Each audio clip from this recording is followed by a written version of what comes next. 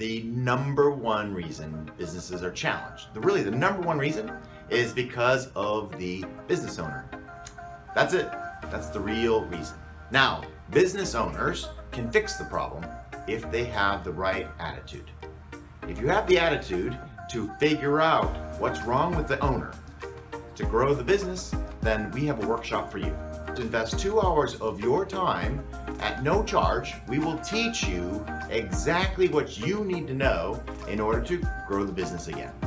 If that's the right thing for you, then join one of our workshops. They're coming up very soon. There's a link here that you can click on and register.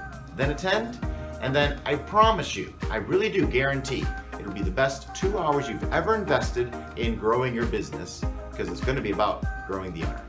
I'm Doug Winnie, and I am the owner of an Action Coach franchise here in Houston, and hope to see you very soon.